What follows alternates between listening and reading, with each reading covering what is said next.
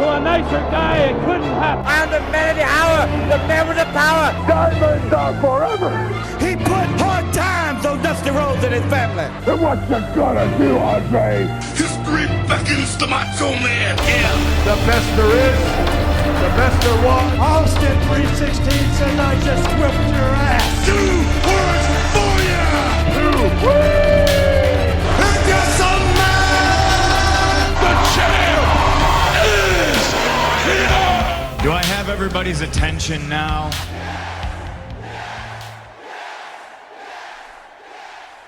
Yes, you are right. This is the first episode of Journey into Wrestling, the first ever spin-off show of Journey into Comics podcast, available exclusively right here on the Journey into Comics YouTube channel. Thank you.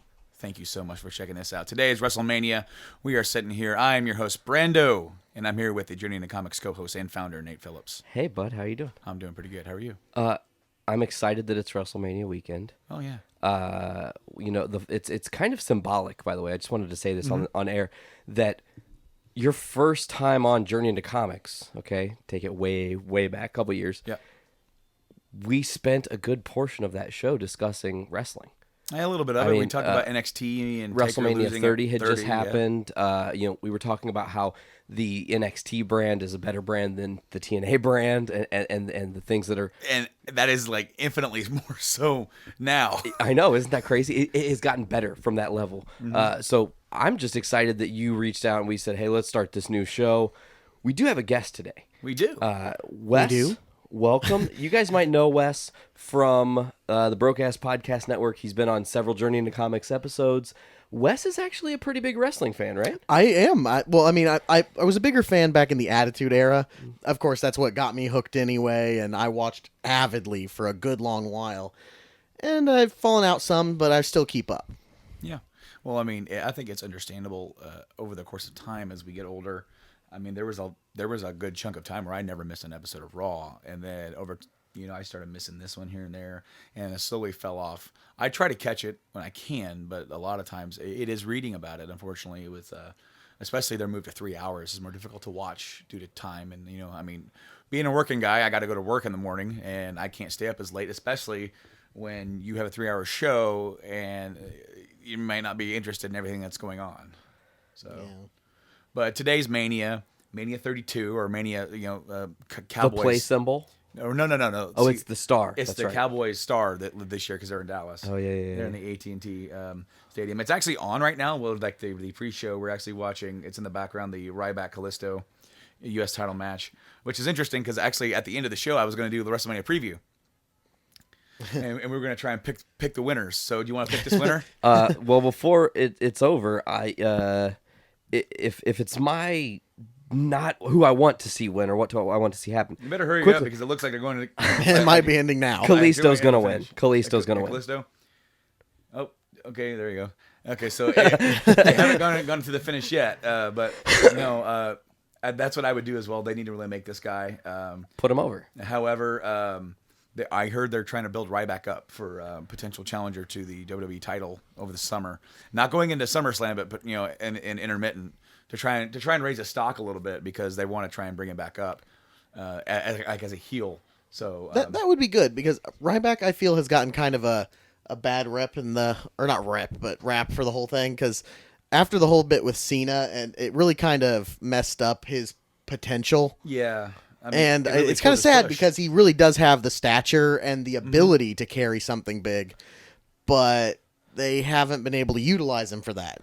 Right. I mean, I guess there's only so many spots on the card, too. Exactly. I think the reality of it, though, is, and if you look at it, Ryback, okay, he's this big guy. He's what Vince wants in a superstar. He looks like Batista. He looks like Goldberg. He's the big statured, buff Bruno Sammartino-esque motherfucker, right?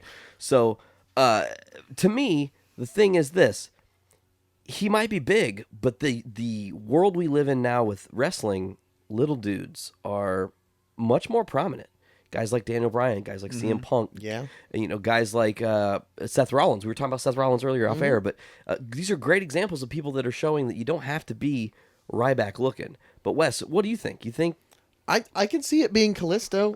I would really like it if Ryback were to be sent up a little bit, but at the same time, Kalisto's a little new, and he's Oh, it might be. They're clapping, so I'm assuming it's over. So can we talk about the finish we just saw here? Yeah, Kalisto just won the match. So Kalisto just won. Live on air. I was just about to say that it would have been a good thing if they could bring him up just a little bit, because I was actually a fan of Rey Mysterio. I almost lost the name for a second. That would have been Despite unfortunate. having the exact same moves over and over again after a point, I really like that style.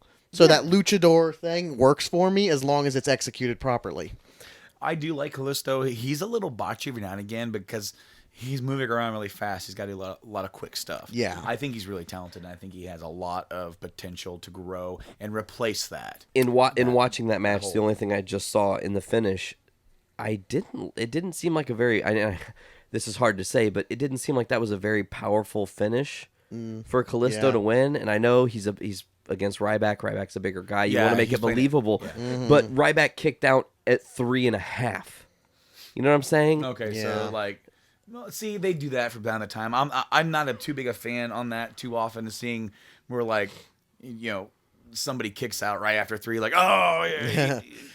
Some people do that to try to make themselves look better. Yeah. I can see them with, as I said, them trying to build up Ryback a little bit and then trying to, hey, they're doing. So there was a pre-show match, and there are 2 pre-show matches. We have the women's match and the Usos and Dudleys. Unfortunately, that's not a tables match because Dudleys have sworn off tables.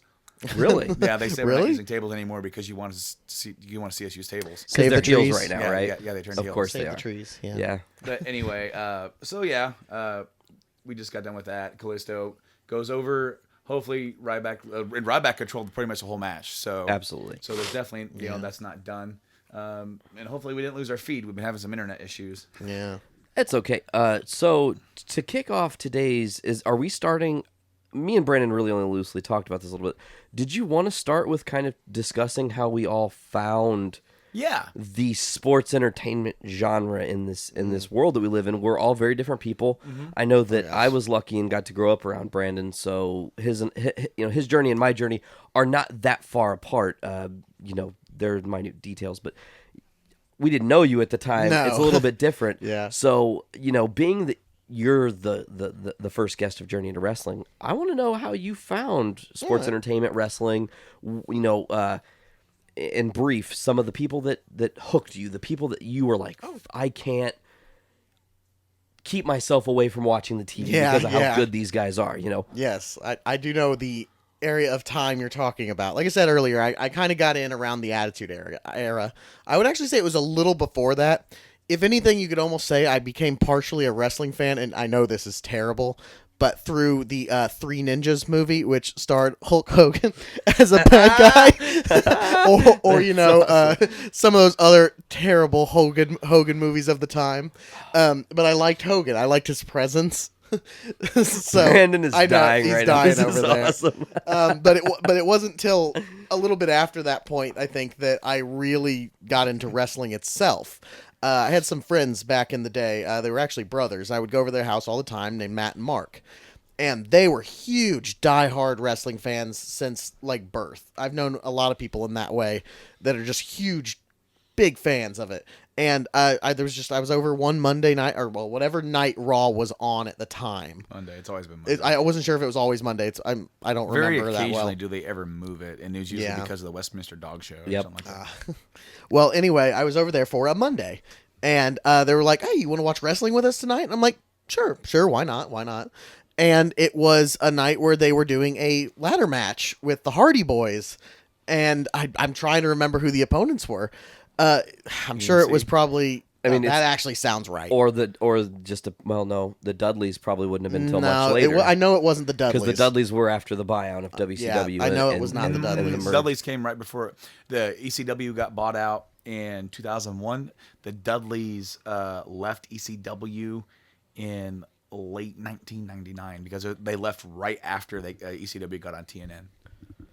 See, Brandon knows all the facts, man. This is one thing I love about wrestling talk with Brando is, while I know and am passionate overall about the genre of wrestling, he knows more facts than I know, and I think I know quite a few, facts and figures to the history of wrestling. So Wes, my other part to this is, you're at your friend's house, you're seeing the Yeah, Hardy Boys, yeah. and it's a spectacle. It is because, well, for one thing, the Hardy Boys were a spectacle. Absolutely. But is that moment by itself the moment that sold you, or were there things that also happened within that episode of Raw, like for example, a Stone Cold or a Rock or I'm somebody certain they were involved. DX possibly? Honestly, my memory is shit.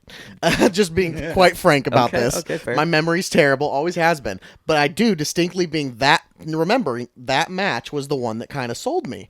Them collapsing the ladders and flipping them onto the ropes while people are on them. I was like, people could really get hurt, but I was really getting into the match. It was exciting. It's something I hadn't seen before on TV. And I really liked it, so I continued watching, and I would try to come over the next Monday and the next Monday, and then we watched WrestleMania together, and all of a sudden I started really enjoying it. But it quickly became apparent that even though the Hardy Boys were really exciting for me at the time, it ended up being The Rock and Stone Cold that really sold me on it all. Excellent. I loved them. So then to kind of, I want this, to throw this one last question your way. And The Undertaker. Well, Sorry. obviously. For obvious reasons. Do you remember, just because we're right here in this moment, do you remember the first time as a person you got to witness a WrestleMania through watching it on your cable box or whatever means you had to watch it? See, wrestling was not allowed really in my household because my mom was not a fan, so I had to go over to my friends, and if I couldn't see the event, really. Okay. So it was hard for me to get into wrestling for a good long while. Okay. It wasn't until I became friends with my good buddy Aaron, met him in middle school, and it wasn't until then that I would go over to his house and he'd be watching tapes, because another fan since birth, basically. And Aaron also is a co-host with you. Co-host with us on the Broadcast Podcast Network. I almost said it wrong for some reason. On the Broadcast Network? Yes, the Broadcast Network.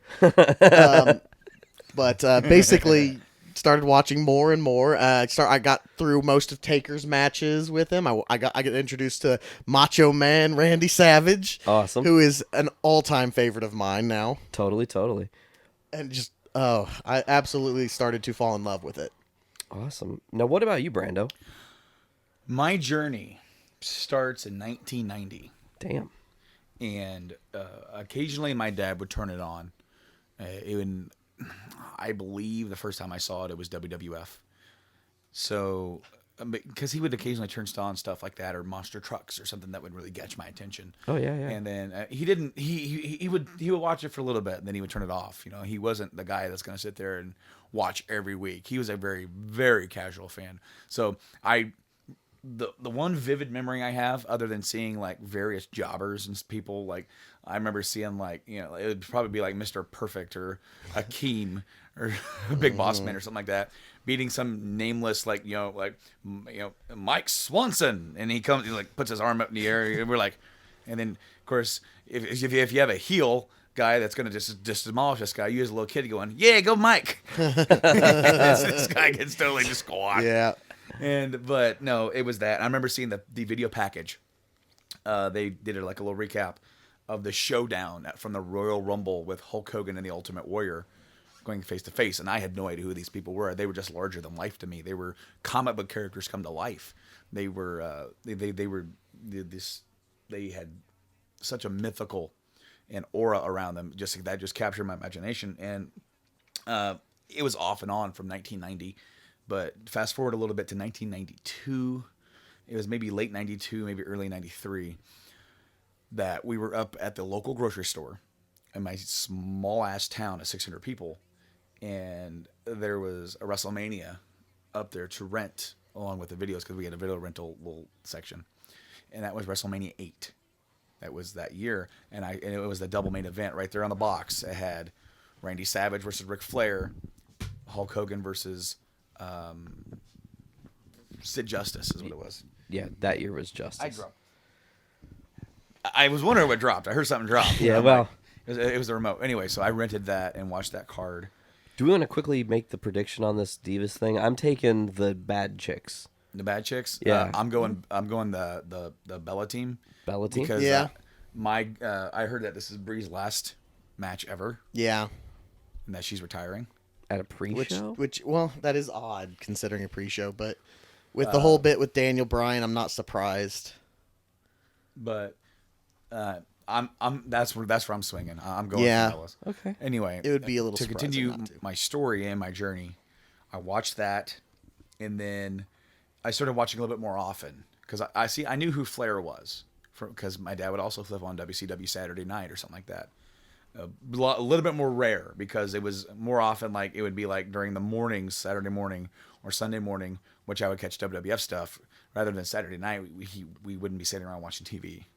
But I did know who Flair was, and so I watched that, and I became a huge fan of wrestling. I started watching more and more and more on my own, trying to find out when it's on, looking at the old TV guides that came in the News Gazette, and stuff like that. So I would seek it out, and then it wouldn't be until '94 that I would become a diehard watcher of Monday Night Raw. And that was leading me up. Bret Hart had won the title back, and I had become a Bret Hart fan by that point. Was that the win back from Yoko? Yes. Okay. Yes, Mania 10 was in '94, so he won. So it was like in the summer because it was summer, so I was out of school. I could stay up a little bit later, Watch TV, watch TV. not get in because trouble. Those are the good old days. like I think my bedtime was like around 9, which is right after Raw would end, and I wasn't really allowed to watch a lot of TV right before bed. Yeah, because Raw used to go 7 to 9. Or no, back then it was just an hour, so it would go 8 to 9. 8 to 9, that's right, 8 to 9.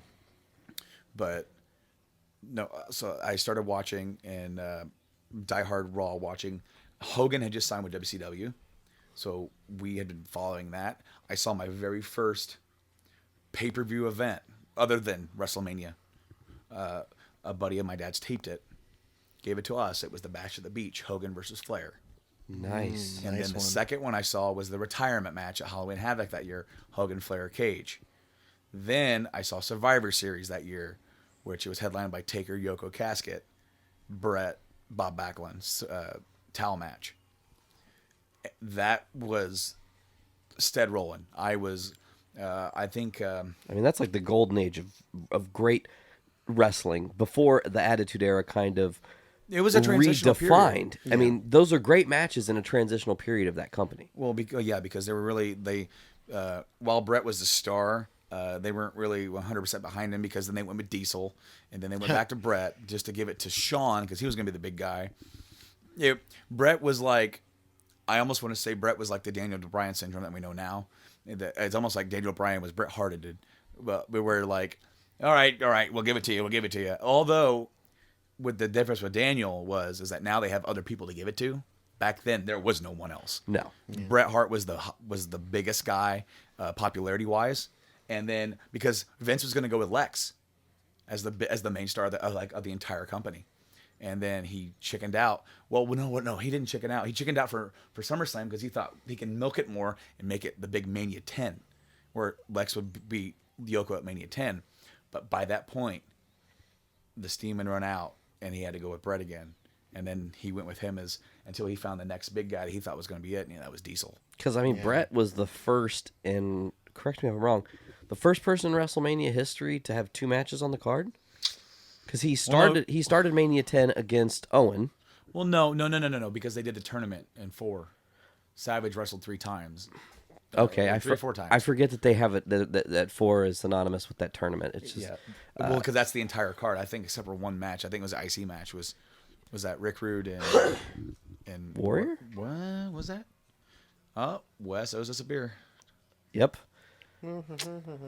Fail. Don't mind that. Yeah, no. Who is that blonde?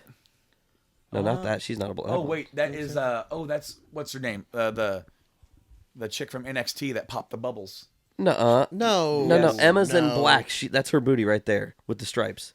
Oh, Emma. Then who's the hell? Is say. that Summer Rae? Maybe that's Summer I Rae. haven't got a good look at her face, so it might be. Fucking Oksana's huge. She is. Oksana. That's Tamina. Or Tamina. Well, wait. Man, not doing so hot tonight, huh? I'm Wow. I'm not versed on the Divas stuff, man. Well, we apparently because it's not going to be Divas if it's true about tomorrow. That is true. It'll be back to women's. Paige looks a little odd the way she is. She looks a right little now. goth. Well, I mean, she's always looked a little goth. It's just weird that she has like blonde highlights. Totally bring this back to nerddom. Do you know that at Access this weekend you can get a Paige pop vinyl signed by her Really? for $150? Wow. No. I would think of a lot of other things I would like to get from her for $150. Wait, are we PG like WWE right now? Or are we PG-13? No, dude, we're Attitude Era. Okay, Attitude Attitude Era. Era. Okay. No, Well, I believe Our Stone Fs- Cold in the intro said something about whipping an ass. Our Fs are gonna get beeped, but everything else is on the game. Doesn't matter. You know, back in the day on like older pay-per-views, wrestlers cussed and got away with it in promos a lot. Oh yeah. And I remember the Dudleys. The first time I remember seeing a pay-per-view that the Dudleys were on, Bubba said shit. Mm-hmm. He's like, we don't give a shit, and I was like, oh, you can say that? You're wrestling though. Yeah. see, they could get away with stuff was said that when it's like not on mic, they could still sort of get away with that. No, it was an interview. Oh, interview? Yeah. Oh, well, see, yeah, that's more interesting. Maybe somebody can find that clip and put it in the comments of this episode. That'd be awesome. Hey, see, he said I don't give. You're not going to find it on the network. They're going to edit it out. Most likely. Well, maybe not because some of the some of the stuff is shown as aired. Really? Some of the stuff isn't. Like they edited out Hogan's they edited Hogan's entrance for WrestleMania 19. They took out Voodoo Child. Guess what song they replaced it with? What song should they replace Hogan's entrance with? If he's not going to come out to Voodoo Child. Real American. Yes, obviously. Because even if it's not Voodoo Child, it's Real American. They they put a sound alike in there to make it like it's yeah. Yeah. And then that's like at was it WrestleMania also 19 Taker, American Badass is not in there as American Badass. No, it's not. They took that away. It's a sound alike again. Well, no, for 19, Limp Bizkit played him to the ring. Was it 18 then that I'm thinking of? One of the two. I remember 18. recently watching Okay, that again. So 18 on the DVD they replaced with his Attitude Era. Dung. Yeah. It was the Ministry theme. Yep. On the network it is rolling. Weird. I just watched it like about a week ago. Yeah. Nice. Because I listen to Woo Nation every once in a while. Okay. You know, Flair's podcast. And they talked about. And they basically kind of did it where they watched the match, and then Flair put insight on the match, and they watched the Flair Taker match, and I listened to him talk about it. So I'm like, I haven't seen that match in a long time. I want to rewatch it. So I rewatched it, and he does have and then 17 on the DVD they edited out Limp Bizkit's My Way. Yeah. On the network, it's exactly as presented. No blurs, no edits. Wow. Oh, that's awesome. That is awesome because I know the network has done some editing in the past, but they've stop doing that and back out of some of it? No, that stuff's been as presented. Okay. There is a few things, music stuff they don't have the rights to. Mm-hmm. It's they edit DDP's entrance from WCW. It's the self high five. Mm-hmm. It's a sound alike. Mm-hmm. The NWO music's there though. Interesting. Some of the other WCW music is there. Huh. It's very interesting how they do their edits. Yeah. At least, I watched the episode of Nitro where Goldberg wins the world title, right? Okay, in Atlanta. Jericho comes out to break the walls down. Really? That's a mind trip, dude. I'm sitting there watching Nitro. I was like, break the walls down. What? And I was kind of looking at my phone, you know, and I had it on, and I was looking at something, and I went, wait a minute. Something's not right. I'm still hearing Tony Schiavone and Mike Tenay sitting here bullshit about Goldberg and all this shit, and I'm like, wait a minute. But you know what? At the end of the day, I wish it was 100%, but the way that they have the network right now, I wouldn't change it for the world. Well, we're not getting over the edge. As presented. Well, no, they edited it. It's heavily edited so much so I watched it. I had to know. It's so heavily edited that they don't even mention it in the broadcast. You just notice they're very sullen at some point in the event. Well, you know what? Honestly, in my opinion, the good. It doesn't hurt me because nobody needs to see that. That's tragic. I don't want to be reminded of what happened there. But I can see why people would say that they were like trying to exploit his death. And right here for the Divas match, we have Brie with the Yes Lock. Yeah, she is. Yeah. And there it is. And there's the tap. Called yep, it. the You Brie, guys you called called it. it, Brando. So we're all 1-1, or did you say Ryback? I said Callisto. You did Yeah, say he was saying. I was going for Callisto. Were you? Was what I was going to But say. you were making a case for Ryback, and I then was the making finish. a case for Ryback, but I was finishing up with saying that I think Callisto would be a good choice though because so here comes Nikki. She's gonna she's gonna turn, right? And she's gonna rip the brace off. I'm calling this on air, so people are gonna be like, "Did they watch this as it was already aired?" Right. No, we're watching this live in real time, but she's gonna turn right now, guaranteed. A lot of women in there for her to turn. Yeah.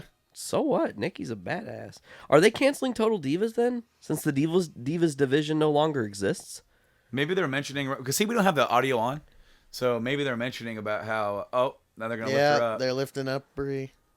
and then they cut to the audience. Wow, Though that's people still filing in. that's crazy. impressive. Oh my god. I told you, dude. It's gonna take them so long to Good fill that Lord. arena. Well, I guess you were wrong. They didn't. There was nothing. They didn't do the Evolution thumbs down to her. They're just like, okay, hurry up and get her off screen. Yeah. No, right. dude. We talked about our journeys, and I actually have heard your story before, but I want to hear it for the podcast. Yeah. Your journey, Nate. Well, as a whole, there's kind of a lot to kind of discuss, but I can do it in a short amount of time. The first earliest time I remember anything to do with wrestling, well before I knew Brandon, well before I knew you, well before I knew pretty much anybody that's actually in my life now, aside from my parents. I was at my next door neighbor's house. We were all hanging out. They were playing Mike Tyson's Punch Out. I got to witness that get beat. It was amazing. Oh, wow. But then they were playing around with the wrestling buddies, the plush dolls that they had of like Ted DiBiase, the Warrior, Hulk Hogan. Do you remember those? Wow. The little. I just got stunned. Okay. Okay. What One happened? of the blondes in that match was Lana. Okay. Really? That was long. Oh, my. Good Lord, Lana. Holy. Was that Wrestling Memes that posted that? Yeah. Wow. Oh my goodness. That outfit's riding a little high. That I is do an not mind. amazing picture. Anyways, so Just when I told you earlier that so I'm not that's who really that that into was. blondes, here I am going. Right, yeah, right. That changed your mind. So at first it was kind of this thing where, hey, the Hulk Hogan and the Warrior, cool. Those guys are cool. I don't know what those guys are about. Occasionally, from time to time, Dad would put on a wrestling here and there. I remember out of all those times, I remember Roddy Piper.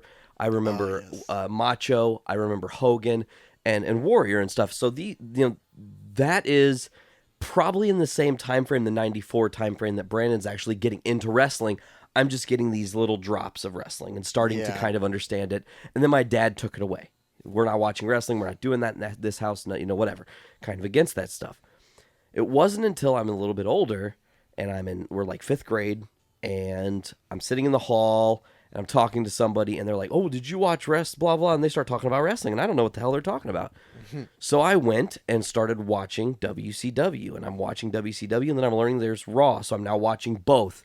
And then my dad comes and yells at me and he says, "You're not allowed to watch that smut. Don't watch it," because this was right when the Attitude Era had dropped. Oh, yeah. I mean, the Attitude Era was ramping the fuck up. It was raunchy. It was profane. So it was entertaining. And I'm pretty sure that the episode that I was told I was no longer allowed to watch wrestling was the Sable episode, which with the handprints. In retrospect, Dad really must have enjoyed that enough to tell me I couldn't watch it anymore. You know what I'm saying? Daddy's gonna watch wrestling by itself now. Go knowing away. your dad, he must have yeah. Okay. He definitely. I mean, we got to hand it to him. I mean, he was being a good parent. Totally. I mean, his parenting skills are off the charts. So it gets interesting because now I'm forced to sneak my wrestling in. I can't just go sit my ass down, watch wrestling, and enjoy it. Now I've got to figure out how do I watch this stuff. And the thing I learned is, for some reason, TNT would replay Raw or Nitro at like 3 a.m. It would get over, and then there might be a show, and then they'd air a second showing, or sometimes they were back to back, and then I think at the time that you're watching, that you're thinking of, because I know where you're going with this, and I just and what you're watching was a few months after the Nitro I just watched with the Goldberg thing. Okay, yeah, there's a moment. It was a 3-hour show. Yes. So absolutely. I bet you they aired it, and they probably aired it until if it's Illinois time, it probably got over at 10, and then it started up at 10 again, so it gets over at around 1. So okay, so it was late. Whatever. The absolute time doesn't matter. The point is that this very specific moment that I will never ever forget. It sticks with me to this day. It's tangible. It's actually The biggest, to me, the biggest moment in my wrestling love was this moment, and it was stupid. In retrospect, now as an adult, I've watched it, and I'm just like, I was really way too hyped up on that. Like, really way too hyped up. And what I'm talking about is Ultimate Warrior's debut in WCW. The mind games that he played with Hogan and the NWO and all this stuff, and Hogan's freaking out. And then finally at the end of the episode, Warrior comes out, and it's huge. And I remember, I'm like, this is that fucking guy I saw when I was way younger. Whoa, this is really cool, And I was freaking out. And that was what, without question, hooked me. I was sold. You couldn't have told me, and you could have told me anything. You could have told me wrestlers are douchey people. You could have told me they're billionaires. You could have told me they're liars. You could have told me whatever you want to get me to not like wrestling. It wouldn't have happened. That moment sold me. Fast forward the journey a little bit later into life, I'd never seen a WrestleMania, ever. I had not watched any of the previous WrestleManias. I was just kind of a current person. I'd not really went back to appreciate older matches and understand the history and the lineage. That's actually where I was. Exactly. Right after I got with Aaron, hanging out with him, is when I started to catch up. Exactly. Yeah. And at some point, one of our classmates invited me, hilariously enough, to WrestleMania 17. Okay, it was on April Fool's Day. And I remember they gave us the address. We're trying to find their house. My dad's like, buddy, I hate to tell you this, but your friend played a really mean prank on you. We can't find this house. This house is non-existent. So we go back to the house, and I call him, and he's like, no. And his dad gets on the phone and gives my dad like directions, because I guess there's this little side street or whatever. We go there, and I just remember I like sitting down, and I watched it start to finish. And I've never gone back. I might not watch wrestling. I might fall out of love with wrestling, but I have never, since WrestleMania 17, missed a WrestleMania.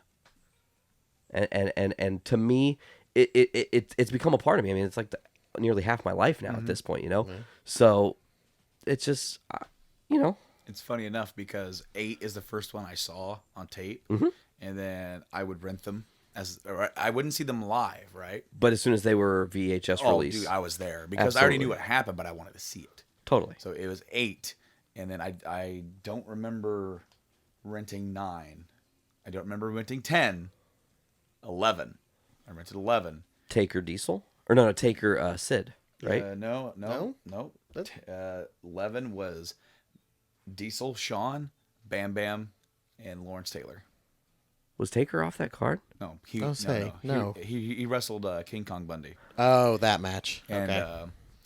So I rented that. I rented 12, which was the Iron Man. Mm-hmm. I rented 13, 14, 15, 17. I skipped 16. 16 was 2000. WrestleMania Yes. 2000, the Fatal 4-Way match. Yep. And so 17, 18, 19. Then the first one I saw live was at your house, Nate. At 20. At 20. And that was, man, that was an awesome night, too. That was Taker's return. Yep, Taker's return as the Phenom. As the Phenom.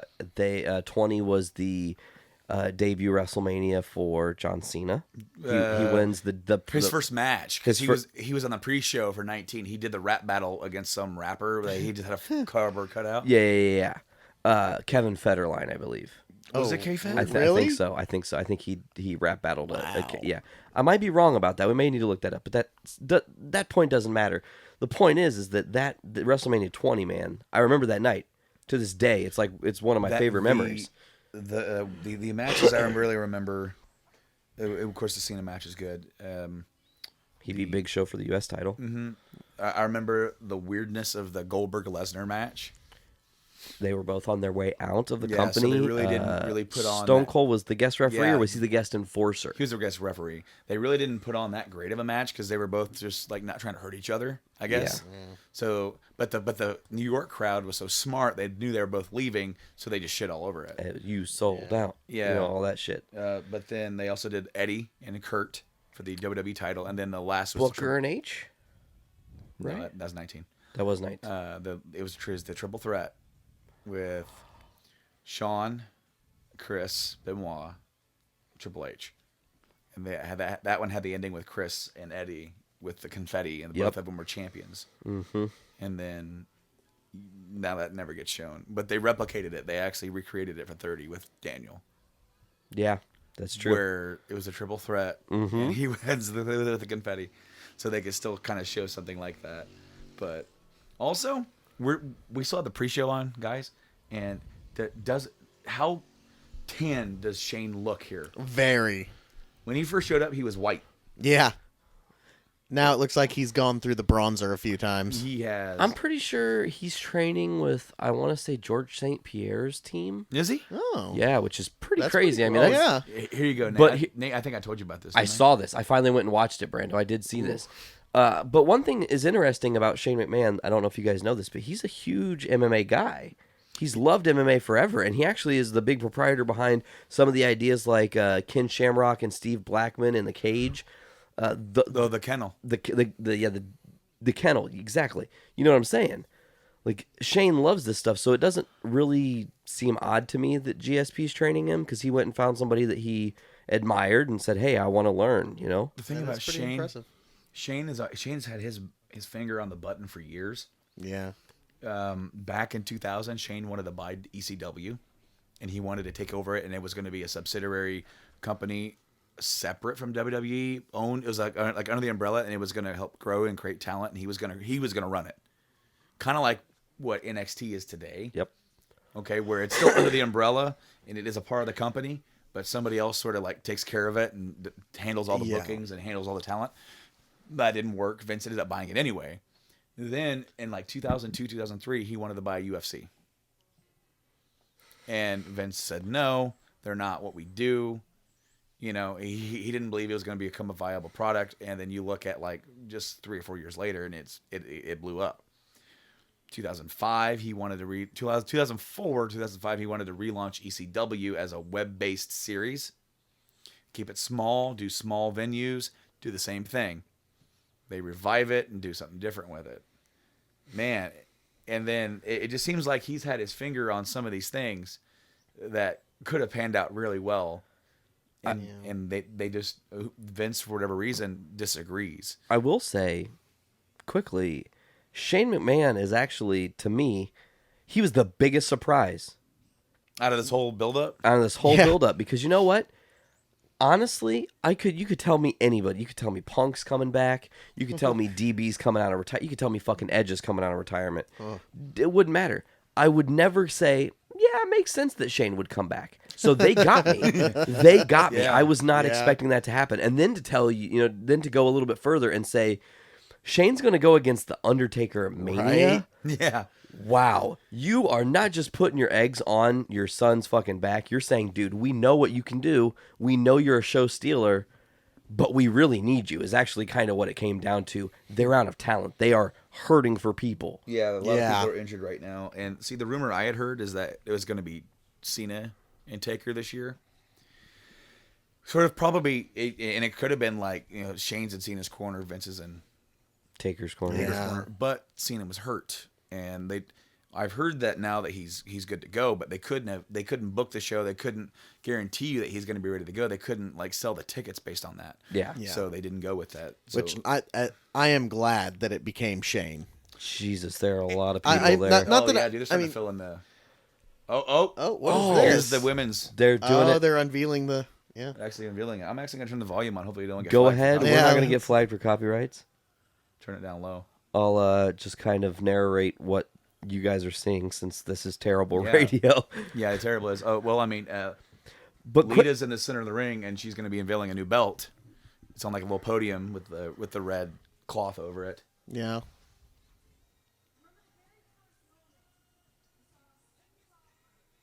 Oh, okay.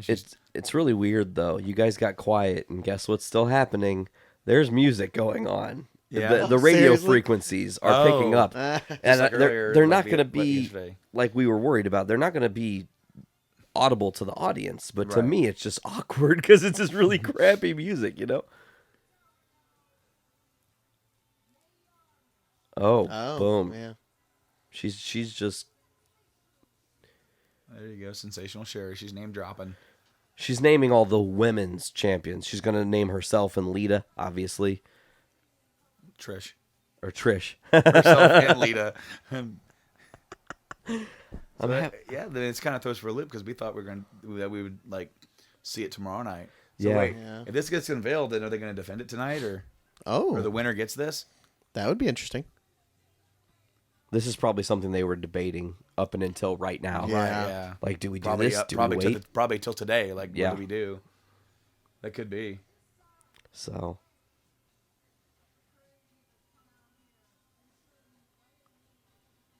I guess we can edit some of the silence. Well, no. I mean, yeah, it is kind of weird to listen to, but we are watching it live. That's And true. And Yeah. honestly, it's one thing for us to sit here and talk with it with the volume off. We can do that.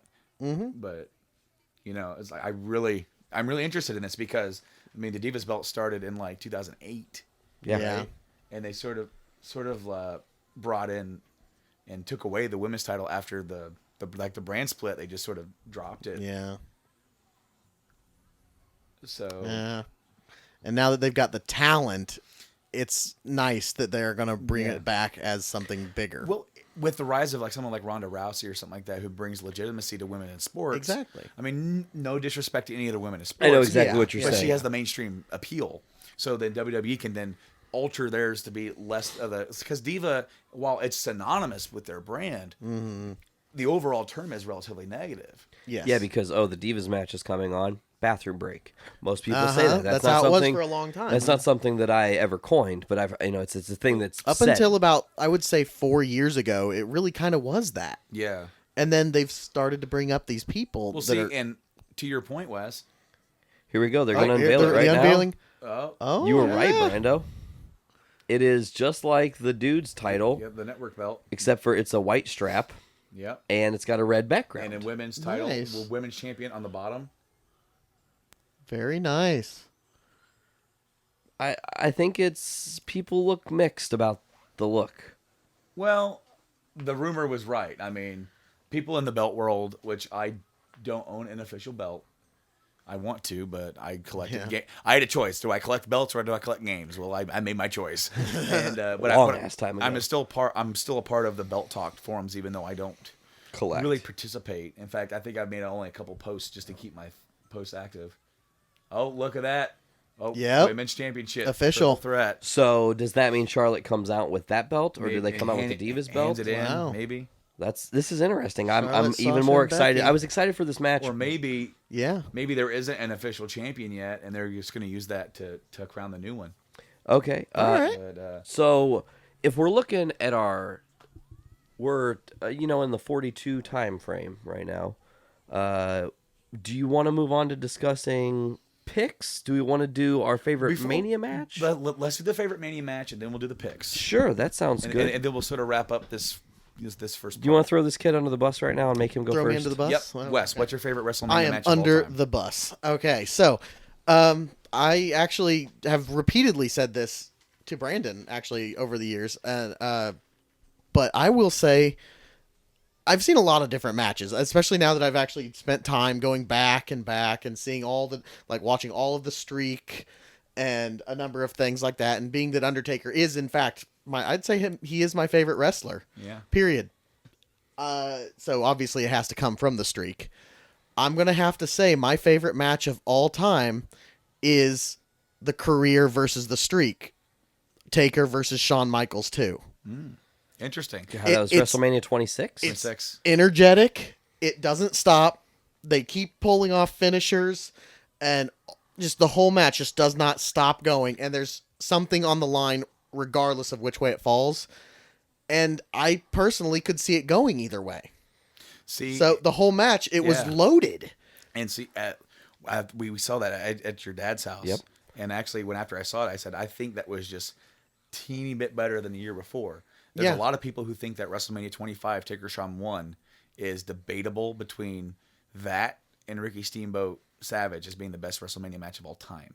Yeah. I totally agree with you though, Wes. I that- was more into the second I one was because there so more on into the it. line. And at Exactly. The first one was great, but At 26, that was the That was the Taker. closer. But that was Taker over the rope botch. No, That was 25. That was 25. yeah. Okay, I always get that confused. Do you know what wrestler that was that botched that move? Wasn't that? It was one of I think that was Snuka's boy. Yeah, I can't remember his name though. He was in a Deuce and Domino series. I can't remember which one, if it was Deuce or Domino. yeah. But his sole job was to catch Taker. He If failed. he was Deuce, man. Deuces. Yeah, Deuce. Yeah. guys. Yeah. No, but no, that's a great pick. I love that match. And it's awesome because I was almost expecting you to say 25. No, I like I said, it's a great match. It still is. 26 had an awesome intro. I think it for had those two. better energy, a better intro, and Michaels is one of the finest wrestlers ever to enter the ring. You talk about some of the greatest Mania matches, and then Michaels' matches are going to be at least in the topic. Exactly. Of every single list, you're going to have at least 2 Michaels matches, probably. And that's being conservative about it. Yeah, that's really conservative, saying you want to mix it up. Angle Michaels, Michaels the Y2J, Bret Hart Iron Man match. It doesn't stop. Even Steve Austin. But having his career on the line, the room I was in watching it live was actually there were so many people. I felt like I was a minority rooting for Taker because he was my favorite. I loved Michaels, of course, but Taker was the one that just brought me in, one of the big ones that I loved from the start, because that creepy intro, then there was American Badass and Ministry, which was even creepier. Yeah, that did go pretty dark. And I loved it. So I had to root for Taker. But the rest of the room was almost in tears when the match was over because Michaels lost. Yeah, his career's over. It was such a charged match for me. The experience did not paint the match too much because I've watched it since and it's just as satisfying. Absolutely. Sweet. To steal the topic from you guys, and no disservice to me, but you actually said my pick just a second ago. Oh, really? Oh, because, in my opinion, my all-time favorite WrestleMania moment, and I'm a little bit biased, and I'll explain that in detail, I believe WrestleMania 19 HBK Y2J is an awesome in my match. opinion, the pinnacle. And not only did I get to see that at WrestleMania 19 and just love the beautiful technicalities of that match. They're such in-ring technicians. They know how to work with each other beautifully. It's like, choreographed demo derby, But not only did I get to see it at WrestleMania 19, but then several years later in Champaign, Illinois, which is near where we're from, at the Assembly Hall, John Cena was scheduled to appear and couldn't make an appearance, and everybody was angry except for me. I was like, whatever, it doesn't matter. I would have cheered. And guess what happened? As a surprise, because they had not planned it, the main event of that night was an HBK Y2J rematch. Wow. From 19, and it tore the house down. Oh, it was sure. the most, I get bumps just thinking about it. Like, it's still overwhelming to this day. That's something that really sticks with me. And did they do the same match? No. And that's what's beautiful about it. But 19 and those two, that hands down, that's the easiest pick for me. And it was still a hard pick because part of me goes, but then there's HBK Flair that has its own beauty Another to it. one that's I didn't excellent. even say that one. What? I didn't even say that one from the other one. Yeah. Okay. I Skipped right over it for some reason. I thought you said I was gonna say that one. I was like, No. shit, my bad. Buddy. No, I stole yours. No, you won't steal mine. No, I guarantee. but I think I almost want to confer with Wes what you're gonna say without you hearing it. But I think I know what you're probably gonna pick. I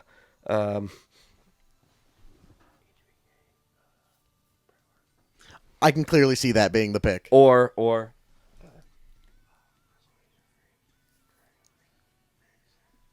Interesting. That might be, but I don't know. It depends on which way he wants to. I really wonder if the whispers got picked up on the microphone. Right? I doubt it. if they but that would did, be they're cool. gonna hear jumbled mess because I was talking out of half of my mouth. I was like, Both are very plausible choices. I heard every word you said. no, And no, they're not.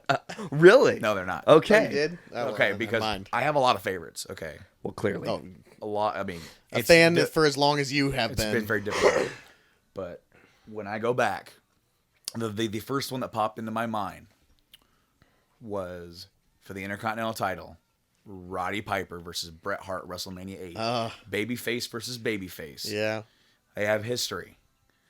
And that was the match that pushed Bret into the main event status. He was still IC champ for the summer, and he went and put Davey over. In the main event of SummerSlam, they went on after Savage Warrior. Tore the house down in front of almost Wembley, right? Wembley was 80,000 people. Yeah. And Bret lost that night and still came out more ahead of Yeah. Bulldog, because he went on just a few weeks later to win. Well, actually, it would have been probably about 2 months later, because I want to say it was in October. But he beat Ric Flair in Saskatoon for the WWF title. Yeah. That match, when I told you I rented WrestleMania 8, it was the first one I ever saw. Opening match was HBK, Tito Santana.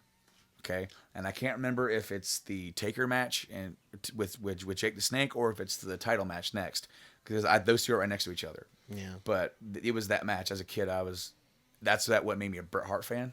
Mm-hmm. That's what made me a diehard wrestling fan, and that defines that era for me.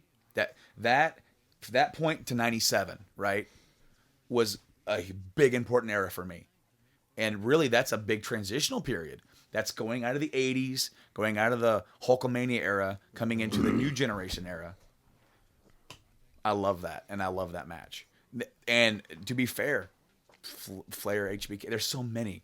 In fact, honestly, between some of the matches that I would have probably picked, probably between that and HBK Angle. Because so far, HBK Angle...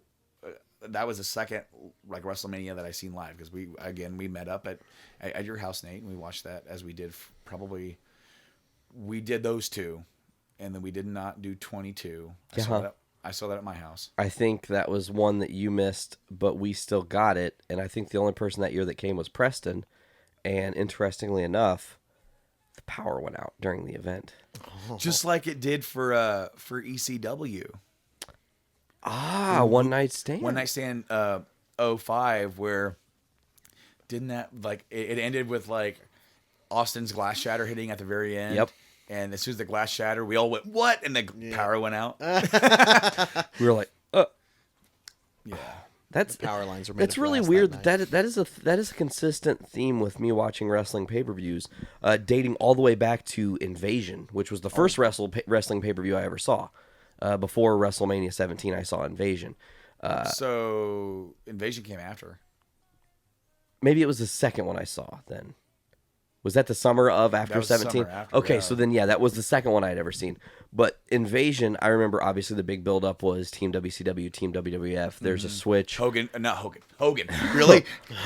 Austin came in at the Go Home Raw before, because he was kind of at the bar or something, and Vince is like, please come back and save my company. And then he heel turns and screws him. At Invasion he did, but man, but a tornado hit that night. Oh man! And it cut the feed before we got to the main event, and we were all freaked out. Like, what are we gonna do? We want to watch this. We don't want to pay for it again. I want to know the main event. That's the only fucking one I wanted to see. Out of all the other great matches, there were. I want to say there was one of the Hardys versus RVD possibly, or maybe in Jeff Hardy versus RVD for the Hardcore title. Yeah. So did this match just end? Did it really? No. Oh, okay.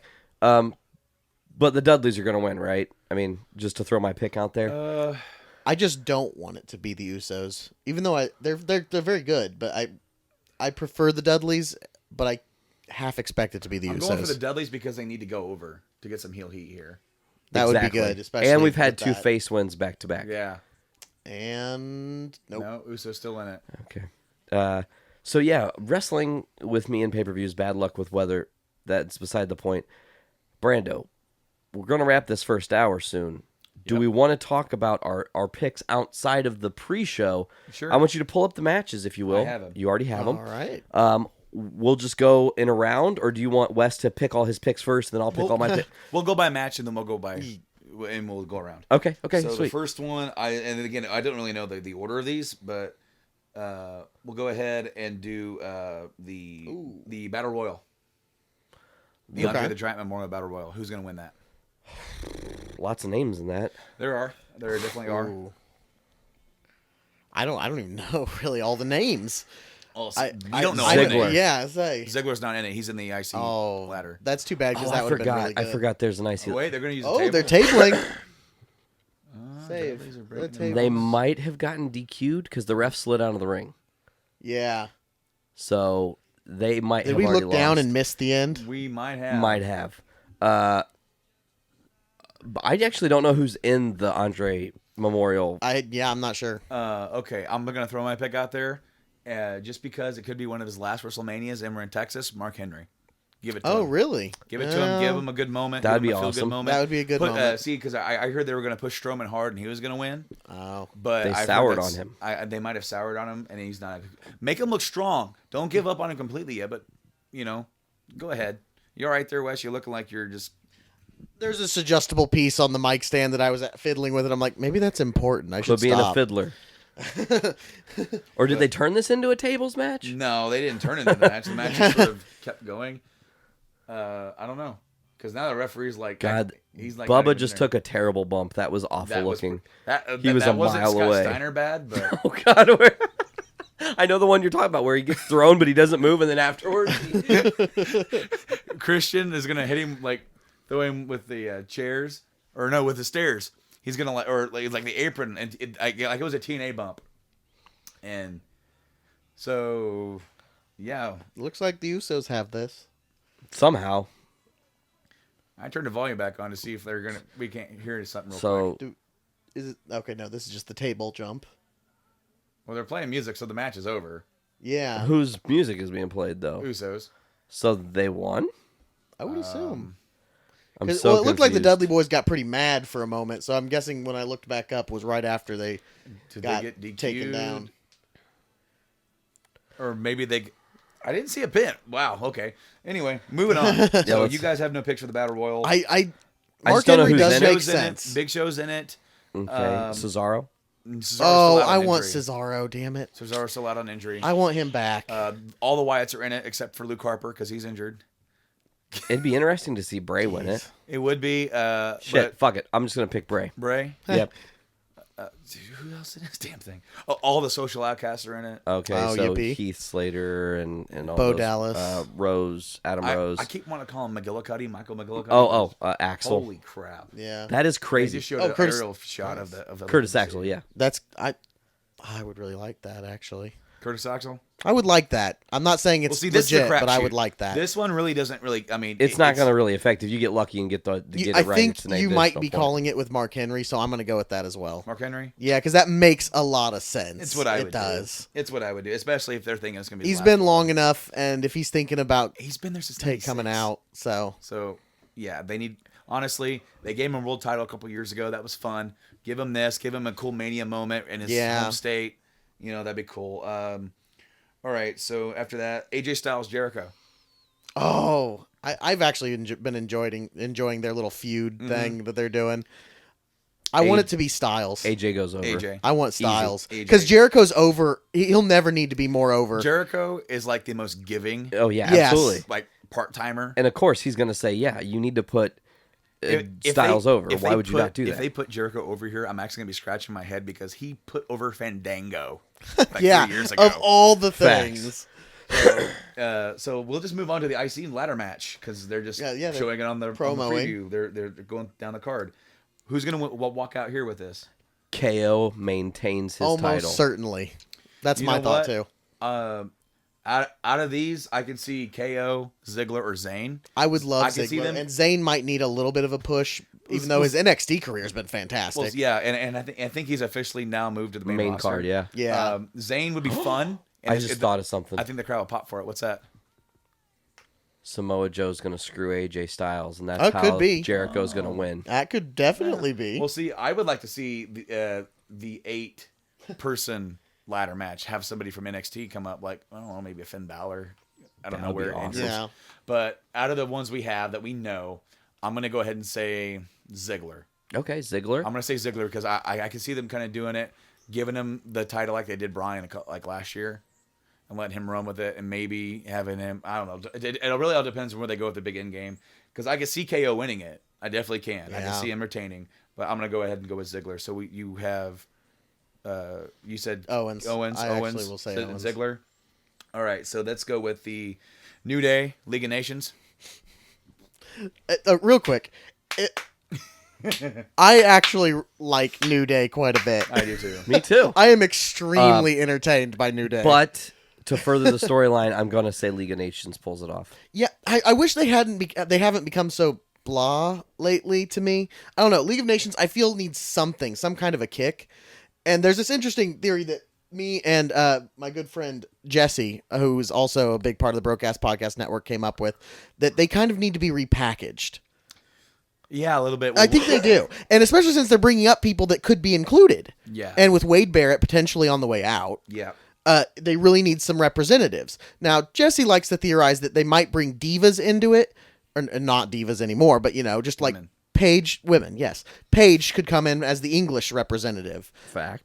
Becky could be parted up with the Irish. But also, they could repackage as, and I think this is a great name, The Invasion.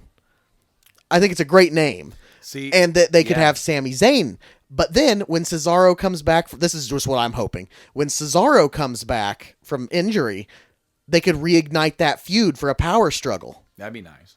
I loved Cesaro and Sami Zayn. Oh, yeah. Now, as far as the match itself, I think it'll probably be the League of Nations. I'm going New Day.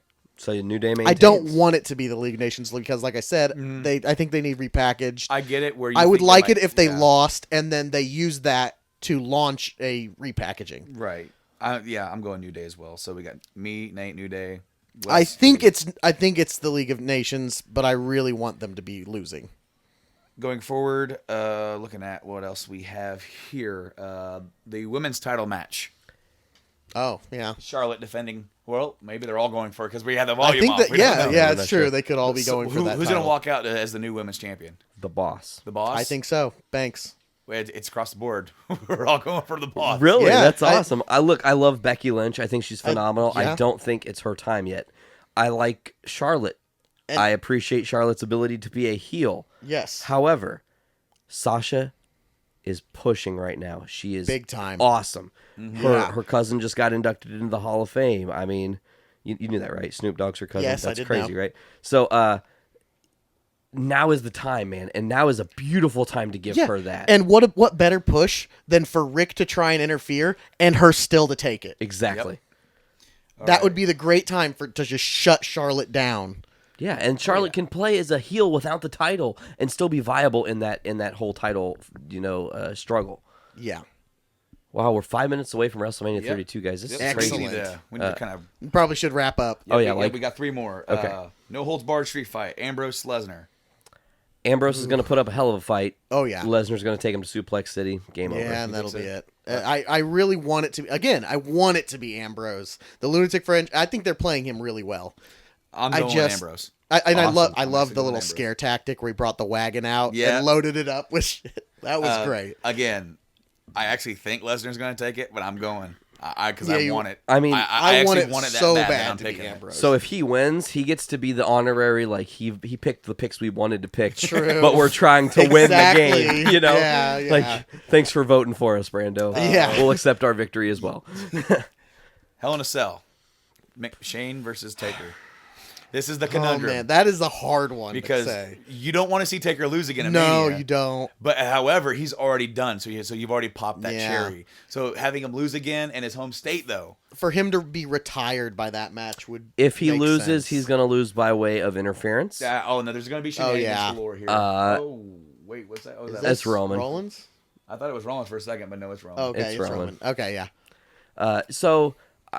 Listen, I back to Attitude Era Wrestling, another wrestler that I absolutely adore, Shane McMahon. Yeah. There's something special about him. He was, to me, out of all the people that have ever been in this company, he epitomizes the word fearless. He says, okay, I'll do it, whatever. You Yeah. want me to jump off Titantron? Sure, whatever, I don't Yeah. care. You want Kane to shock my balls and then me turn around and I forgot about that.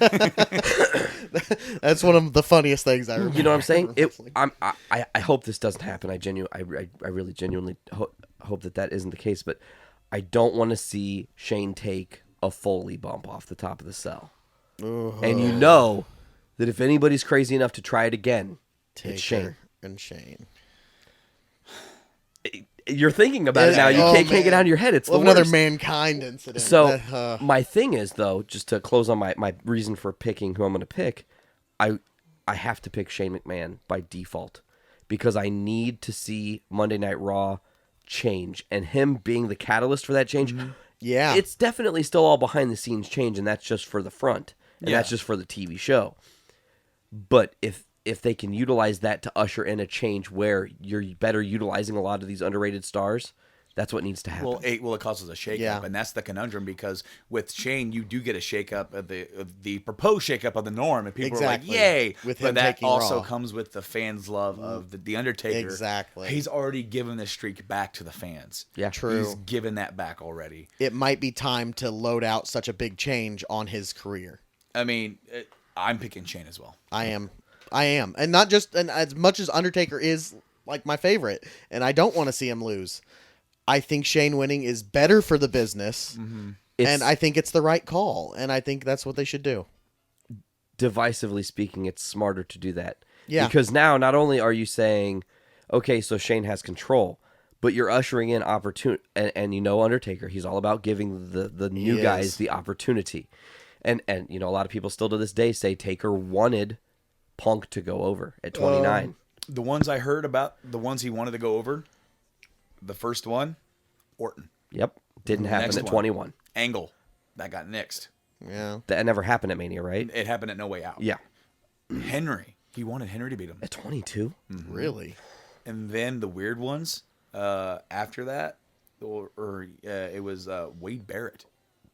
He actually liked Wade Barrett and at one time if they would have not killed that Nexus push, if they'd have kept him on top, and that would have solidified him as like a mega star. Oh yeah, That but would've worked eventually, really well. that obviously makes no Nexus difference. collapsed. Whether or not I think Punk was the absolute wrong person to do it. Yeah. 100%. Is that because of his stance in the industry now? No, that's because of his stance then. I think that wouldn't have changed a goddamn thing because he didn't give a shit whether or not he was doing it or not. Exactly. He probably would have left anyway. So I want it to have it be someone who's going to relish it and embrace it, and I think Taker's going to do it. He doesn't. He's going to do what's best for business. But with Punk, maybe he would have he respects the fuck out of Undertaker. Come on, he does. Yeah. But did he care to be there? No. Well, I think that could have been something that led to Punk staying around. Now, it looks like we've been given the curtain call for this part of the show. So we got one more match. So the essential truth is this: there's one more match. Yes, one more title match. Reigns and Triple H. Oh yeah. So let's do that quickly. To me, it has to be Reigns. I think Reigns. It doesn't make sense for Triple H to go over again. It just it doesn't. Not unless the Shane Taker match influences it. Maybe. Or maybe some Shane interference for winning the company.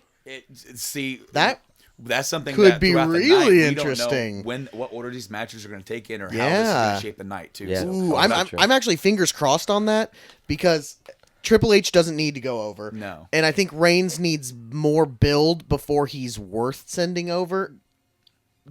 Like, he's got talent. He needs refinement. I agree.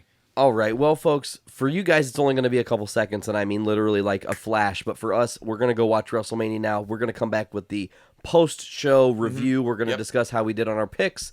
So until then, we'll see you guys in a short second. We'll be back. And we're back. What seems like mere seconds for us here at Journey into Wrestling has been a exorbitant 5-hour ordeal. Today, the network has been an absolute pain in our asses. But Brando, Yeah. just real quick, I got to ask, overall, before we get into the nitty gritty of this here, give me a rating. What did you think of WrestleMania 32? Not as good as last year. Now, what I mean to say is that I think there was stuff on here better than last year, but I definitely think there was stuff here that didn't live up to last year, because if last year I kind of felt like there wasn't a bad match on the card, and this year there was just some stuff that really didn't live up. A rating out of 10, Sure. because I didn't rate last year's. Knock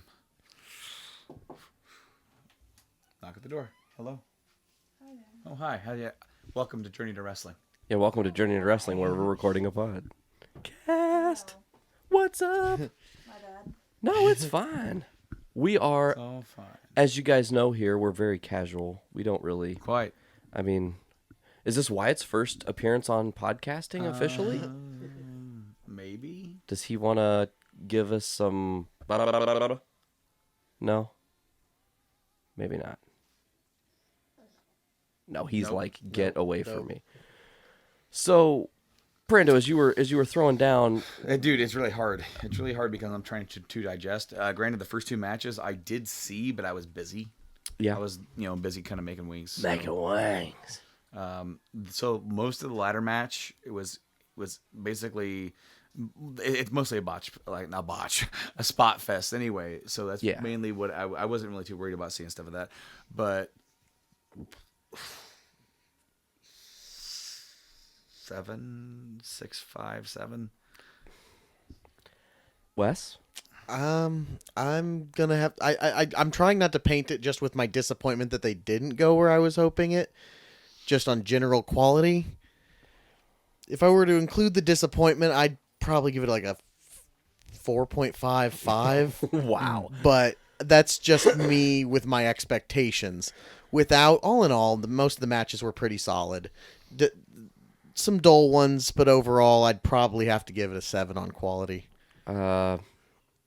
See, and just before I even asked you guys this, I was at a 5.5, genuinely. Yeah. I feel there were some amazing things that very clearly happened at WrestleMania a couple of 32. them. We're going to get into those.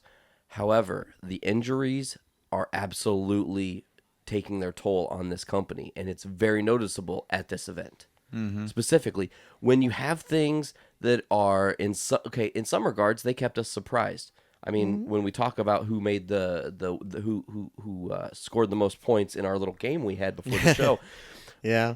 Wes, I'm pretty sure you take it. We'll kind of By like a point. but we'll recap. But we barely. I mean, we only scored like 2 or 3 points total per Yeah, person. like seriously. So I think you're I really won off. with 4.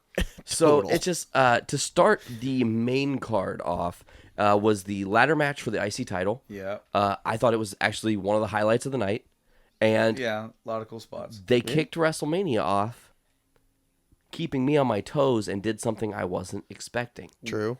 All three of us got this wrong. Yeah. Both you and I said Kevin Owens would Yeah, I thought he would. clearly retain. It's sensible. He needs to keep riding high. Mm-hmm. You had said Ziggler. another sensible win. Yeah. And out of all these people that were in the match, I mean, Stardust and The Miz Yeah. and Sammy. Ziggler and Sammy and KO and well, there was a 6th, right? Well, there were 7. Who I don't. Sin Cara. Oh, Sin Cara was there there. we go. Yeah, okay. Cara. But listen, Zack Ryder, of all people, Of the people. wins the IC title at WrestleMania, the first match of the card, and I think in some ways it could have set the tone. It was like, wow, hell yeah, I like Yeah. that. In a way it did, in a way it didn't. And then in one swift moment, Brando, I don't know if you saw this or not, and I think we talked about this in real time. Me and Wes got to see this. Wes and I. Yeah. Zack Ryder's dad runs into the ring, and he's like wearing a Superman tank top. Yeah. And tried to put a cowboy hat on to Zack Ryder, Yes, he who is did. in the moment, and he is a professional wrestler. So he quickly threw it the fuck off and out of the ring as quickly as possible in one Yeah, fell that swoop. went just down. like, get out of here. You know, it was kind of awesome. So that, again, nobody scored any points there. No one got that one right. So we started right off the bat at 0-1. We move into the second match of the night. Brando? It was AJ and Y2J. Yep. A good match. Very good match, I really. want to go back and rewatch it. Again, I was making wings, so I was listening to a lot of it. Okay, so I was listening to the calls. I was watching it when I could. In fact, I was actually standing there with tongs in my hand, with wings and in the Tupperware in the doorway, watching the finish of the match. So it was a great match from what I saw, Very solid. Yeah. and we all got that wrong too. Yep. Yeah, I Not mean, one of us.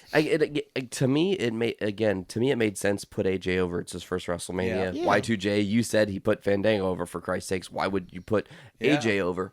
However, in some regards, and I hope you guys agree with me, it's kind of a smart move because now this feud can grow even bigger. Yes. Maybe we're gearing towards a SummerSlam match between these two. Maybe it's something different. I down don't the think it's going road. to go that long, but I definitely think it's going to gear to maybe a best out of 5, and it could culminate into an Extreme Rules where it's in a gimmick match of some sorts.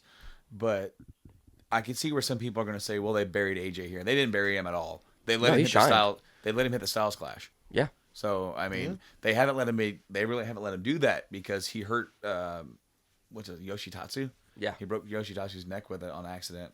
So they've been very wary about that. I think he's only hit it on Curtis Axel and Y2J, and that's it so far. Yeah. And so he's hit it like 3 times. So it's more of an event when he hits it. Because he's been using the calf crusher or whatever it is. Yeah. As a finish. Or But substitute. yeah, right. But I mean, So at this point, we're all over 2 on the main card. On the main card. Match 3 was the Lesnar Ambrose. Lesnar Ambrose. Yeah, yeah. Okay, and while that was just a barbaric fight, It was. It was, yeah. Honestly, that's the way it was booked, because that was like the one match out of all of them that was just, there was no, Lesnar was tossing him around like a sack of potatoes, and he was just hitting him with weapons, and that was pretty just much the whole match. and again, we got it wrong. Yeah. We all said Yeah. Ambrose is a dead ringer to win. I mean, Yeah. it only makes sense to have him win, and Brock demolished Yeah. him. I mean, Well, demolished is strong, but he did finish him very powerfully. what did he hit? Like 13 of those German suplexes? Yeah. But It's it was a long time one into of it them- before Dean even acted like he That's took true. one. That's one true. of them, he like, there's a bunch of chairs in the ring, and then he dropped him right on the chairs. And then Yeah. one of them, Lesnar dropped himself on the chairs, Right. which was Huge what a pile of fucking chairs. terrible spot that was. Like, okay, Yeah. well, I'm going Did to throw not you, work. Dean. Oh, I forgot there were chairs there. Match 4, moving a little bit forward. Again, we're 0 for 3 the at this women's? point. Is the women's Yeah. title. We all say We all said the Sasha boss. Banks. Yeah. If you're going to give a usher in this new era of women's champion, hinge it on the boss. We like Charlotte. We don't like Charlotte. Doesn't matter. She's been there for a while. She's had her time. She's now established. Give it to someone and help elevate them just a little bit further. Yeah. And bring that division up just a little bit higher. But now, in the same regard, and I hope you guys agree, more competition here. True. Now. They get to kind of keep recycling this match a little bit longer, whether it's a triple threat, whether it's a 1v1 with her and Sasha. I will say I'm a little disappointed that it was still one based off of Rick's interference. And you said that too. Yeah. I really thought it would be a great time to buck that trend, whether it would be a clean win for Charlotte or someone to overthrow, even with the interference. It would have been a good opportunity. Absolutely. And this was the match to crown the new women's champion. Yeah. Which And we was saw titled- in the yeah. pre-show part of this Yes. show. And they officially announced that Divas title is going to be retired, and Charlotte's going forward. One thing I will say, and I mentioned this when we were watching it, I liked how they presented this as a main event. They did. Oh, full on. they They did. presented it on the same level as the heavyweight championship. Oh, yeah. Even to the point of special entrances, like with Charlotte getting the entrance with her robe. I mean, Yes. granted, it's not as grandeur as like Triple H's. Oh, of course. But they even said that like the robe that she was wearing, and it was made from the robe that Flair wore at 24 when he retired. Yep. What? That's didn't catch awesome. that? No, I didn't. Yeah, that's what I so, said. And that was impressive. And honestly, the skills on display were pretty solid. I'll be. It was a good match. And I'm going to say this right here. I think this is the match of the night. Actually, yeah. Like this Easily. Yeah. Yeah. Easily the Yeah, match it of was. the night. I mean, this was my favorite match of the night. Yeah, because all three of them were on the go, moving around. Every single time great. you thought someone might go down, there was a solid interrupt Hard work. all the way They up until all the end. brought it. You could And they tell did. they were in it. They were doing it together. They all Yeah, really, there was energy. While Charlotte is the match winner, they all technically, in their own way, won because Yeah, it was they brought great attention to the new division of the women. absolutely the new women. Apparently, In fact, for this, I think we win because Yeah.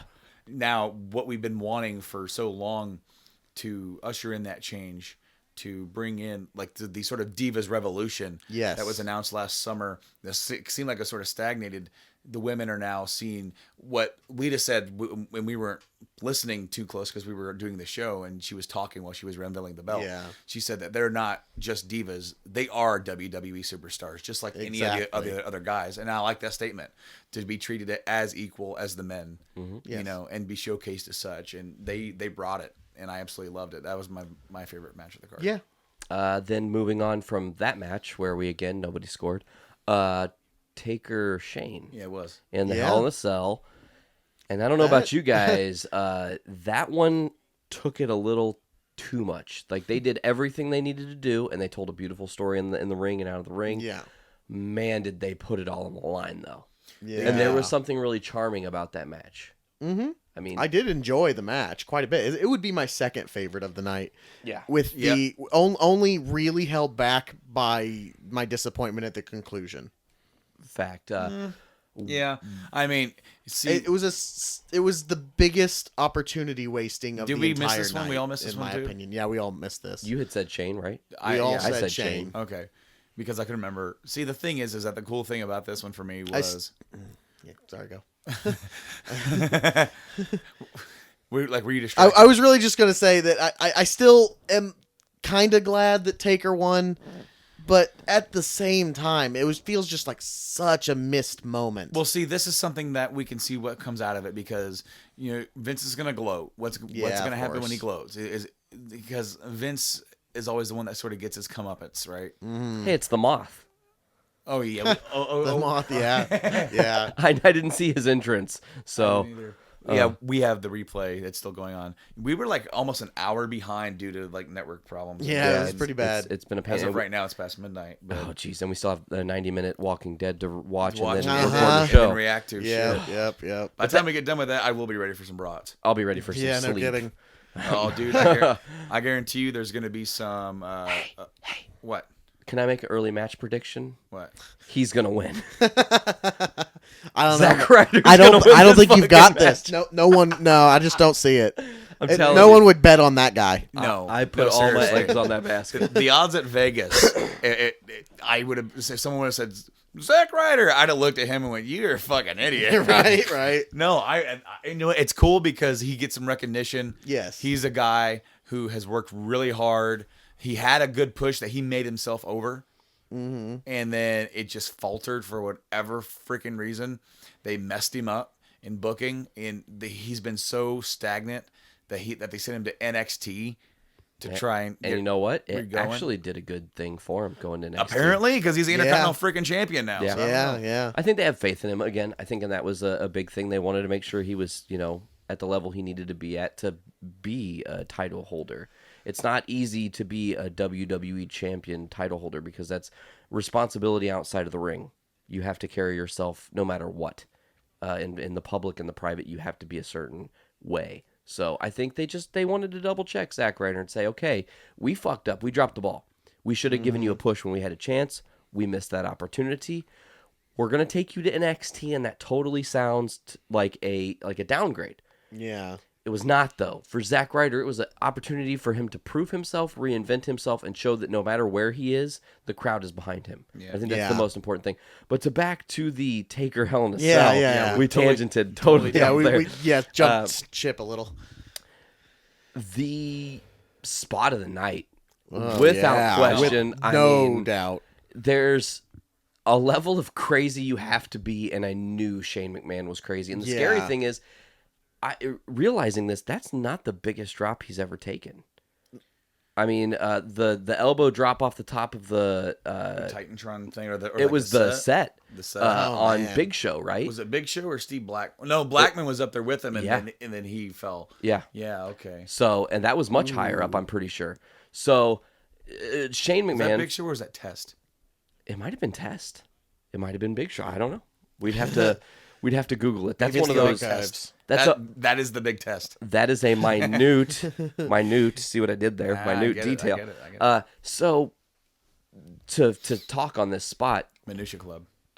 Shane ended up getting Taker onto the announce table, onto Yeah. the normal team's announce table, and booked it up this 25 or 30-foot cell. It was a 30-foot drop.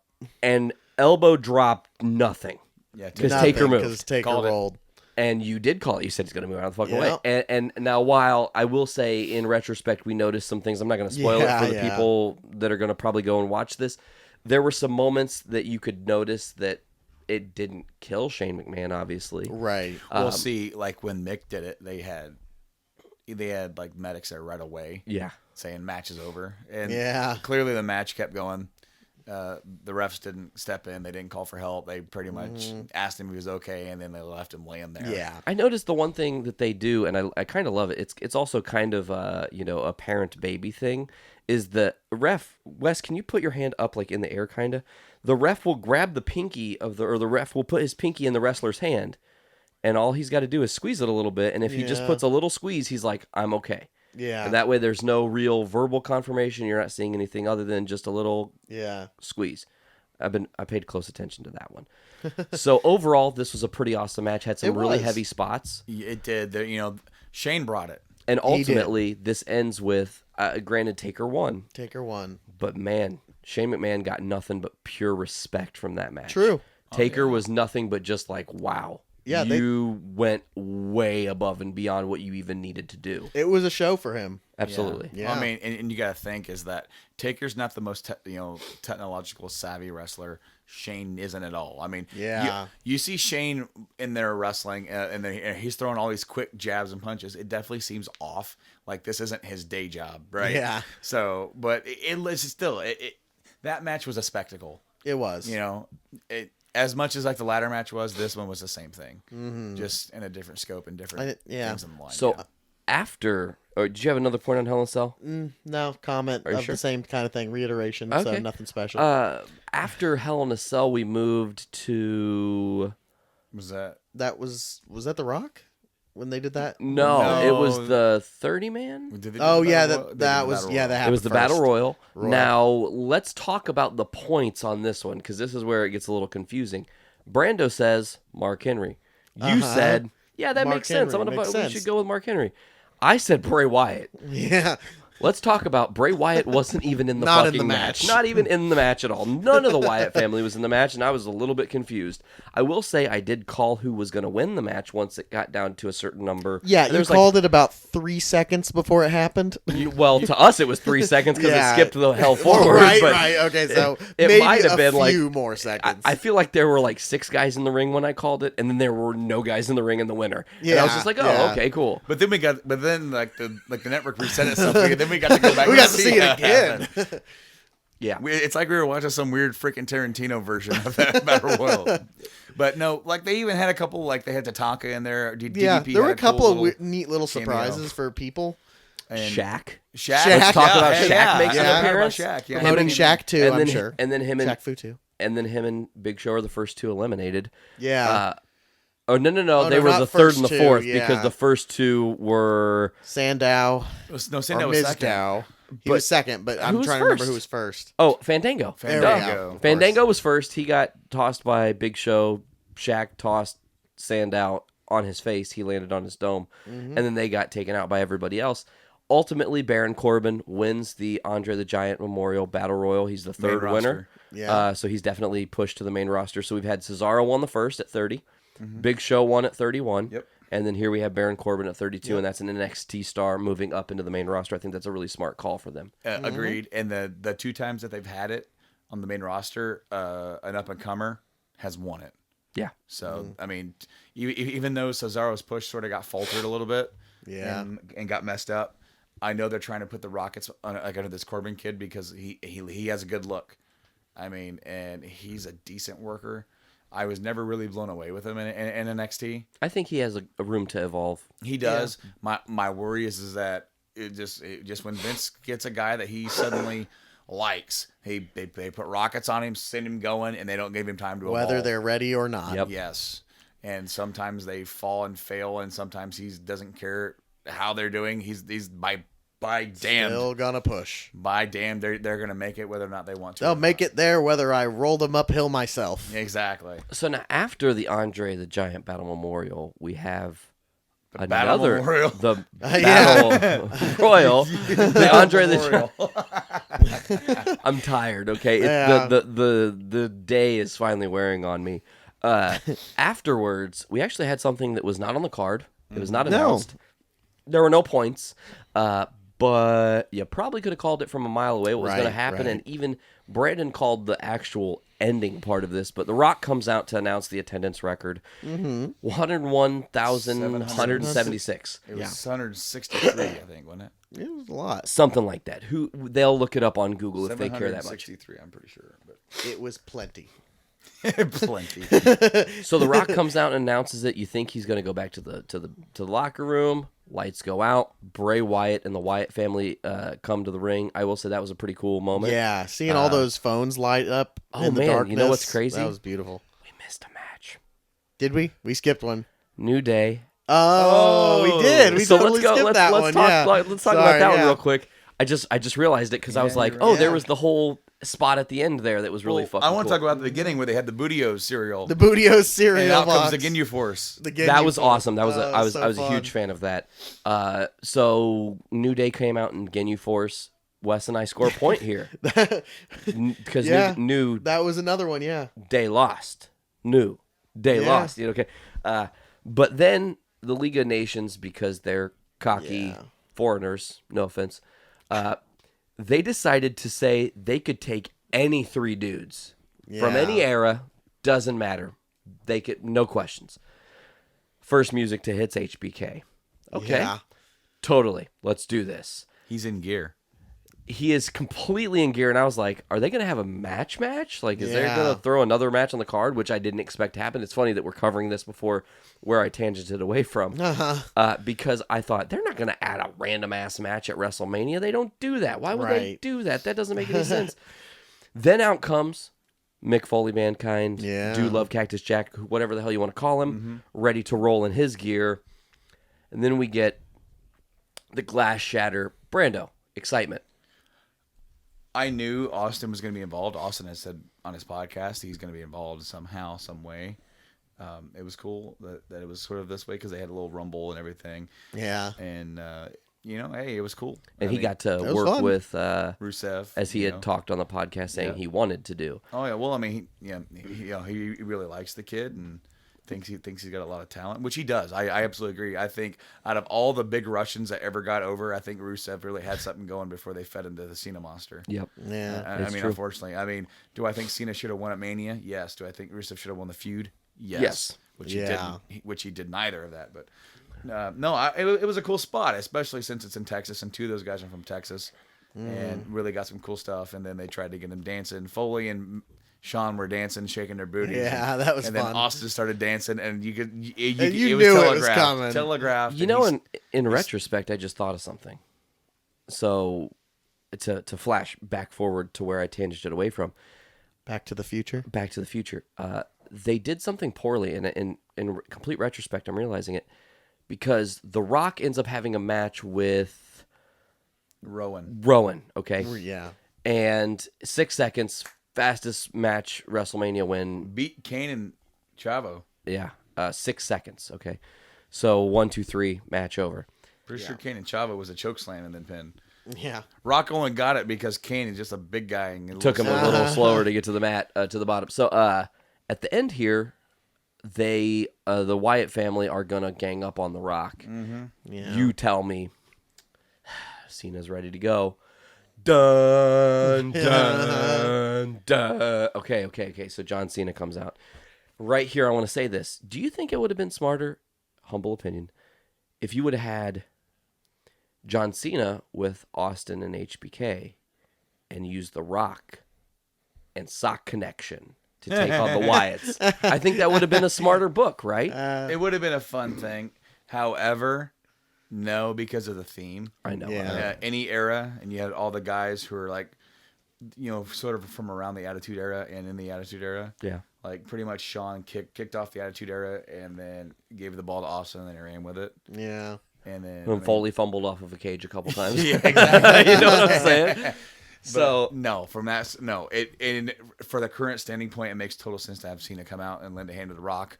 They have respect for each other, especially storyline wise, especially after the two matches they had. And of course, Cena's going to go out there and help The Rock against the Wyatts because he's fought the Wyatts. True, that's true.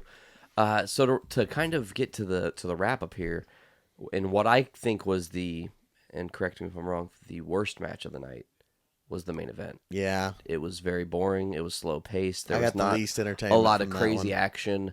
There was nothing that really drew me into, I have to care about this, because I pretty much knew what they had to do.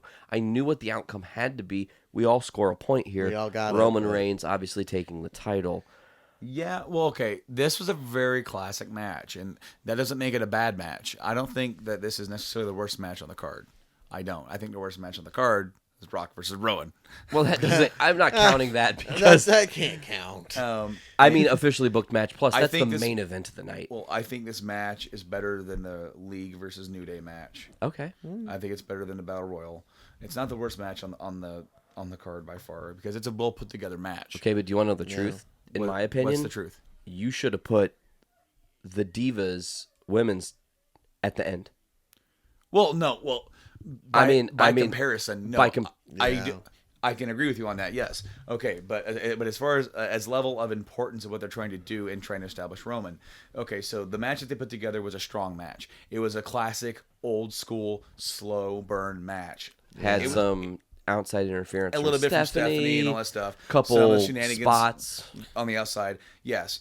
Piece of confetti attached to Triple H's head. And he became the human mop. Some money on his back. Money on his back. We had some good selling. But however, with that being said, with this being the kind of match it was, after the sort of night that we've already had, the crowd was not any less into it, though. True. That is true. It's not like maybe like what happened with Triple H and Orton at 25, where they went on after Triple H and Shawn Michaels and had to follow that. You mean Taker and Michaels?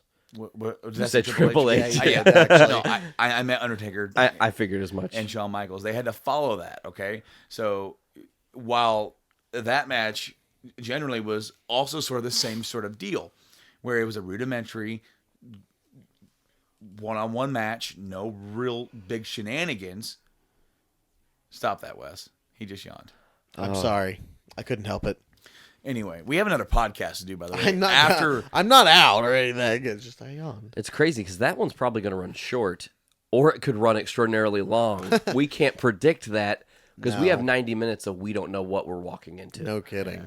That was a pun, by the way. Walking. Well, we know someone's walking into Lola or Lucille. Lucille. Sorry, Lola. Who's Lola? Is it like a pink polka dotted baseball bat? Yes, it is. Yes. Her name was Lola. That's She was a show. Lola. You know. What the hell? La, la, la, la, Yeah, Lola. someone's gonna walk into Lucille. Is what I was trying to say. Lucille does not get walked into. One does not simply walk into Lucille. She is dropped upon your skulls. Lucille Ball bat. Ooh. Was that intentional? That's really good, though. We need to. That might be how Negan named it. We're totally tangenting on a podcast where we Totally. are meant to tangent. All right, Totally. all right. Let's rein this back in. Ooh, Roman style. Grab a hold of this one. Reigns wins. He gets the title. It's pretty without any shenanigans, no run-ins, nothing from Vince at all. Even though no appearances. Even though he had a lot to do with the Shane thing leading up. Stephanie kind of had a like Mad Maxian intro for it was kind of awesome. H. I like the background stuff with the guys with the plates bolted over their mouths and everybody wearing a title. It was strange. It was bizarre, but it was cool. It was not a bad intro. She took a pretty cool bump. Sure, From Reigns. Definitely. But overall, I mean, I hate to say this, Brando, but on our debut Journey into Wrestling podcast, your winner, without any question, is Wes. I mean, I did maintain point value. 4 points. 5. It was 5 actually. You ended up with when 5. we were recounting, yeah. Is that including the pre-show that we were talking about? I was including on the the fly? pre-show stuff. Okay. Because it's only 5 with the pre-show. Because I was gonna say I thought you scored 3 on the main card, which I is did. way the And hell 2 more in than the I pre. did. Because I only scored Roman and the League. Everything else I got wrong. Brandon got Roman? I got Roman. I feel like you picked something else that happened too. But maybe What not. would it have been? Because we were wrong so much, it's hard to pin down when we were right.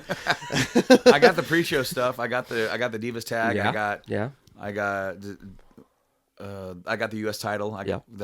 Yeah. Did I get Callisto? Yeah, you Yeah. called it. You and I called Callisto. And then I don't even Here know. it who is. He's won. going to put the hat on, Brando. Check it out. Behind here's you. the hat. Watch this. Here it goes. 3, Big ol' hug. 2, and 1. Put the hat. Get that Get off out me. here. That's hilarious. He said, I don't want it. Okay. So anyways. Dude, his dad's buff. Yeah. I just saw, I'm sitting away from the TV. I saw the reflection in my window. So, Zack Ryder, again, your Yeah, that Intercontinental was a Champion. surprise. We are Journey into Wrestling. Brando, is there anything else you want to add before we wrap this one up, our debut episode? Hopefully on the next episode, I got something cool planned. I'm gonna have a new guest that's never been up on the show on any other show. Oh, that's excellent. From the Journey into Comics family. So I'm not sure on that yet. I have talked to him, and You do your thing. I trust you. yeah, I've talked to him, and hopefully it'll happen. But it's in the works. So, is this episode going to be titled "Our Debut Match"?